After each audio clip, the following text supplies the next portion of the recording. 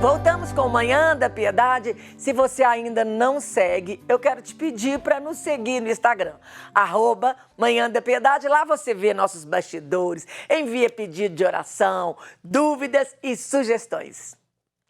Relação do ser humano com cães e gatos mudou muito nos últimos anos. Os animais agora são membros da família, vivem dentro de casa e muitos dormem até na cama com os donos. Até as despesas com os bichinhos aumentaram e integram o orçamento familiar. Já que eles vão ao pet shop, ganham roupas, brinquedos e outros mimos, ter um animal de estimação requer mais do que carinho. A posse responsável de pets é muito falada atualmente, mas muitos ainda não sabem exatamente o que ela significa. Quem vai nos explicar sobre o assunto é a médica veterinária, doutora Sandra Matoso. Bom dia, doutora Sandra. Bem-vinda ao Manhã da Piedade.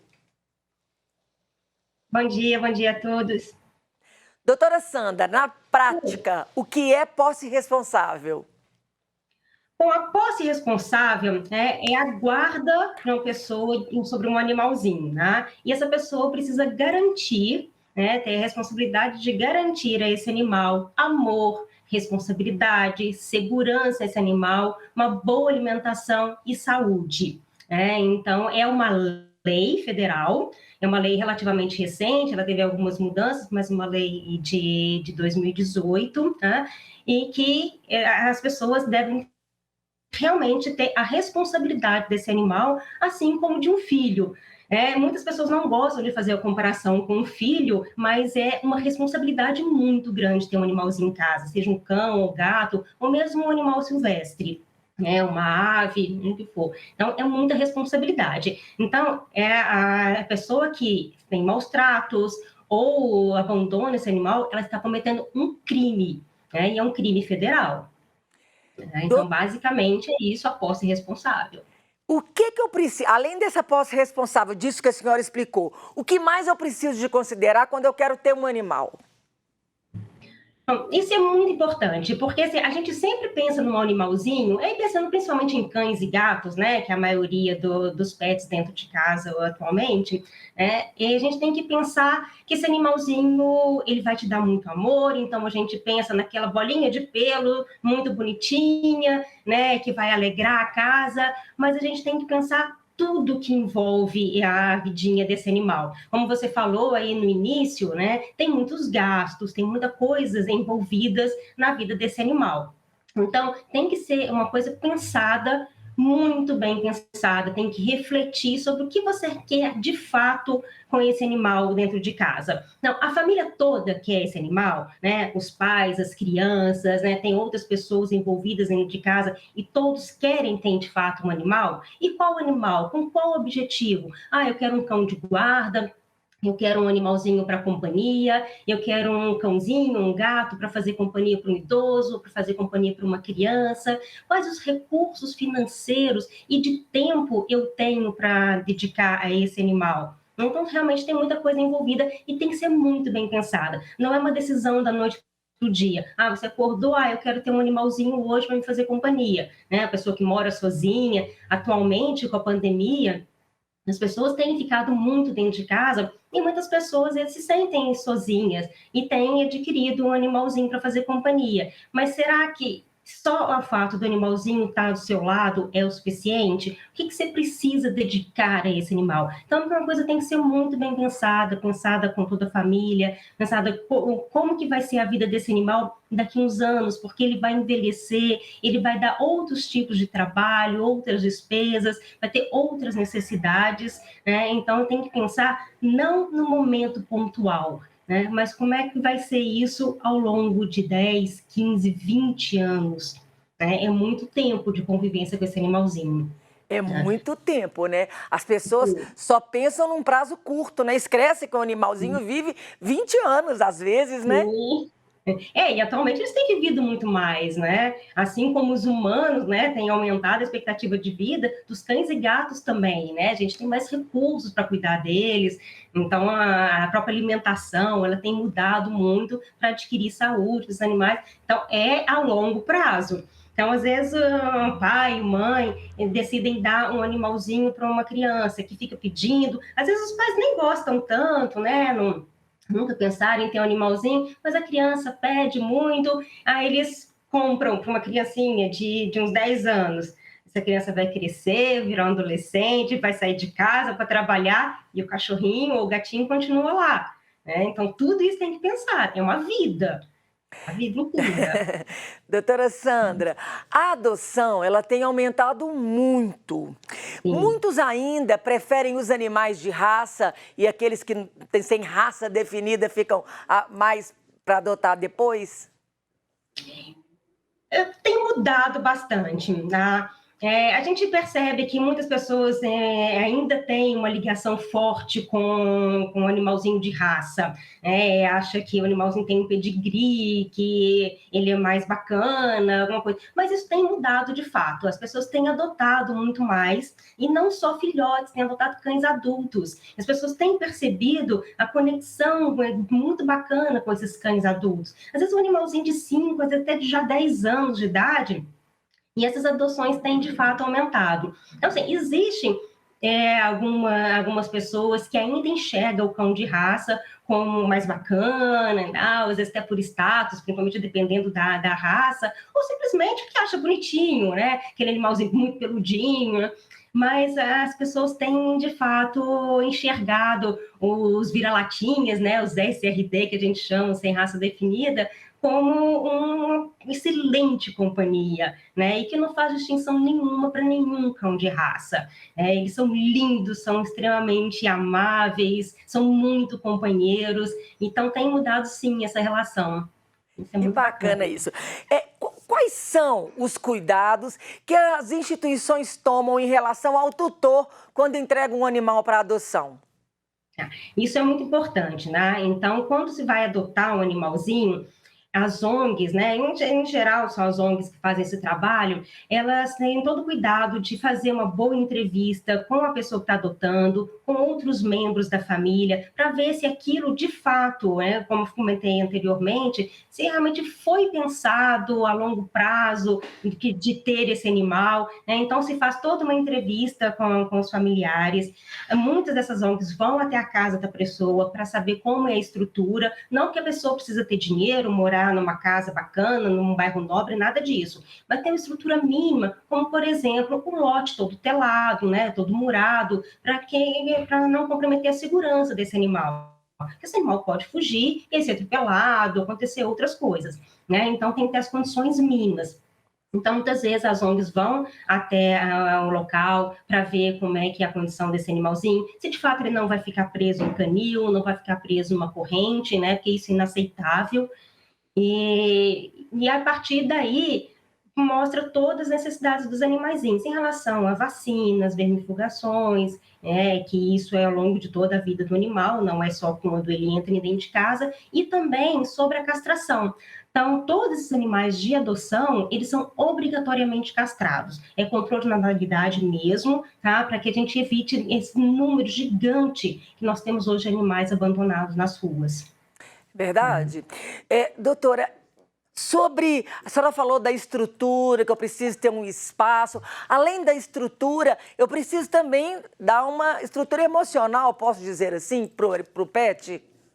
Sem dúvida nenhuma, tá? Porque às vezes a pessoa, ela não consegue cuidar nem dela mesma. Às vezes ela está fragilizada com algum problema, né? Às vezes é uma pessoa que faz uso de drogas ou de bebida alcoólica, ela não consegue cuidar nem dela mesma. Às vezes é uma pessoa que está em depressão profunda, que não tem um outro familiar para ajudar. Então, assim, não é um momento adequado, né? Mas muitas vezes esses animais, por outro lado, eles vêm para ajudar nesses problemas também. Tá? E aí tem que ter o auxílio de uma outra pessoa para intermediar essa relação, porque os cães e os gatos, eles auxiliam demais na estrutura emocional das pessoas. A gente percebeu isso, foi relatos científicos, né, que com a pandemia as pessoas muitas pessoas entraram em depressão, perderam seus empregos, perderam entes queridos, várias coisas aconteceram ao longo desse 1 ano e meio que a gente está sofrendo dessa pandemia, e os animais, eles vieram, de fato, a nos dar um apoio muito grande. né? Então, assim, até por isso aumentou o número de adoções. Então, com essas ONGs, quando elas vão fazer entrevistas, elas olham também esse lado emocional das pessoas. Como é que está essa relação e se a pessoa tem condições psicológicas mesmo de cuidar de um animal. Porque às vezes não é nem condições financeiras, mas a pessoa também precisa de ter tempo para passear com o animal, para brincar com ele, né? Para dar uma alimentação adequada, observar se a caminha está boa, o local onde ele está, a água sempre fresquinha. Então, isso requer tempo. Você tem que dar banho no animal. E se você não der banho, você vai levar no pet shop, dá para levar, você tem tempo para isso. Então, o animalzinho ele requer muito tempo também. Então, assim, ao pensar no animal, você tem que pensar, você tem condições financeiras e tempo e psicológico para cuidar de um animalzinho, porque dá trabalho, né? Às vezes tem gente que perde a paciência, aquele filhotinho que chega e começa a destruir a casa. Ele morde o pé da cadeira, ele come chinelo, né? A pessoa fica irritada. Como Ele você vai come lidar com tudo que isso? está pela frente dele. Come tudo. Filhotinhos, principalmente, eles comem de tudo, né? Eles vão fazendo um estrago dentro de casa. Né? Então, a gente tem que saber lidar com isso também. A pessoa tem estrutura emocional para lidar com isso? Ou ela tem muito apego pelas coisas dela? Então, tem que ter muita reflexão em relação a ter um animalzinho dentro de casa. Doutora Sandra, sobre a rotina da pessoa, é como saber qual pet é mais adequado para encaixar na rotina do dia a dia? Isso é uma coisa muito importante, né? Às vezes as pessoas perguntam em relação à raça. Ah, qual raça que é mais calminha? A raça que é mais brincalhona para uma criança? Então, as raças, elas têm algumas características, sim, tá? Mas os vira-latinhas, eles também têm. E isso tem que ser muito observado. Então, às vezes a pessoa quer, por exemplo, é um animalzinho para uma criança, né? E quer brincar. Então, vai pegar um animalzinho que seja mais ativo, que vai brincar, gosta de uma bolinha. Ah, não, eu quero um animalzinho que seja para ficar junto com um idoso. Tem que ser um animal calmo, né? Não adianta querer um animalzinho que vai querer brincar e aquele idosinho que está ali deitado, mais sentado na cadeirinha dele, né? Não combina. Então, você tem que ver esse tipo de comportamento do animal. Né? Outras coisas é o espaço físico que você tem. Ah, não, eu moro em um apartamento, eu moro em casa, meu apartamento tem uma área, eu consigo ter um espaço maior, eu tenho tempo para levar esse animalzinho para passear todos os dias, né? Então você tem que ver a relação do seu espaço físico dentro de casa com o tamanho do animal. Né? Ah, não, eu quero ter um animal de 30 quilos dentro de um apartamento de 50 metros quadrados.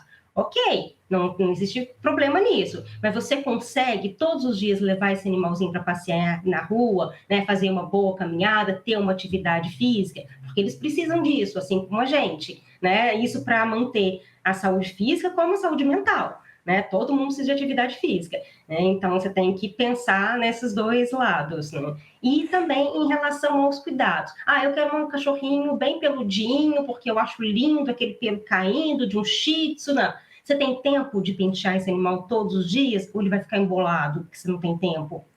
Né? Então, é muita coisa para pensar. É verdade, são muitas perguntas que a pessoa precisa se fazer e dependendo das respostas é melhor não adotar. Às vezes É é melhor melhor ir não brincar lá no lugar lá, né? Doutora Exato. Sandra, a negligência em relação à saúde do animal acontece muito? Acontece, tá? Às vezes a gente vê. Mas aqui no hospital a gente já percebeu uma coisa, que às vezes a pessoa, aparentemente, né, assim, ao primeiro olhar, a gente pensa em uma negligência, que o animalzinho às vezes está com o pelo embolado, as vacinas estão atrasadas, ele nunca deu um vermífugo para o animal, né? Mas às vezes não é por negligência, às vezes é simplesmente porque aquela pessoa nunca teve uma informação adequada de como cuidar daquele animalzinho. Né? Às vezes, quando adotou ou comprou, ainda quando filhote, levou num lugar para fazer as primeiras vacinas que a pessoa não instruiu. Então, não sabia, por exemplo, que a vacina é anual, né? E nunca mais deu porque achava que a vacina era para ser dada só contra o filhote, e os vermífugos a mesma coisa, não teve uma orientação sobre como cuidar da pelagem, né, o cuidado com a alimentação, quais os melhores alimentos, quais os alimentos proibidos para os animais, como que deve colocar uma caminha, o cuidado quando o dia está muito quente ou o dia está muito frio, né, essas noites frias como está atualmente. Então, às vezes a pessoa, aparentemente, ela é negligente, mas é porque ela nunca teve uma orientação. A partir do momento que a gente senta com essa pessoa, que a gente explica tudo, as necessidades reais do animalzinho, que ele pode estar sofrendo naquele momento por falta de alguma estrutura, a pessoa, ela muda. Então, a gente tem que tomar cuidado com a negligência. A negligência, infelizmente, existe, mas às vezes é falta de orientação. E a gente tem que tomar muito cuidado com isso, instruir essas pessoas, as necessidades do animalzinho, mostrar que aquilo é uma vida, que como a gente, eles sentem dor, eles sentem frio, eles sentem medo. Então, a gente tem que ter muito cuidado com isso daí, de explicar cada detalhe para que a pessoa consiga cuidar melhor dos seus pets. Joia demais, doutora Sandra. De tudo que nós falamos, tem alguma coisa que a senhora gostaria de acrescentar? Tem, em relação à velhice dos animais. Você falou no início, mas é uma coisa muito importante a gente frisar. Os animais vão envelhecer, eles vão ficar bem velhinhos, assim como a gente também vai envelhecer e vai ter necessidade de ajuda de alguém. Então, todos nós, independente de raça, de religião, da cor da pele, dos seus ideais, todo mundo vai envelhecer e vai depender de alguém. Os nossos animaizinhos também, eles vão ficar velhinhos, eles vão ficar mais quietinhos, eles vão ter as artroses dele, problema cardíaco, um monte de coisa, e que eles vão precisar da gente. Então, não negligenciem esse fato da velhice, né? Animal, ele precisa de todos os nossos cuidados ao longo de toda a vida. Quando ele estiver velhinho, fica do lado dele, porque ele sempre vai estar do nosso lado. Não abandone seus animais, jamais. Doutora Sandra, muito obrigada pela sua presença aqui no Manhã da Piedade. O Eu Instagram é agradeço. @lifehv, de Hospital Veterinário, isso? Isso mesmo. Lá a gente dá umas dicas, e quem quiser qualquer coisa pode mandar um direct pra gente, que a gente vai orientando, a gente posta algumas ideias das pessoas. Joia Dá uma olhadinha demais. lá. Muito obrigada pela sua Eu que presença. Que Deus agradeço, abençoe seu trabalho. nós todos. E você que está nos acompanhando, Instagram, @lifehv. Manhã da Piedade vai para o intervalo rapidinho. Na volta tem reflexão do Evangelho de hoje e os pedidos de oração. Não saia daí.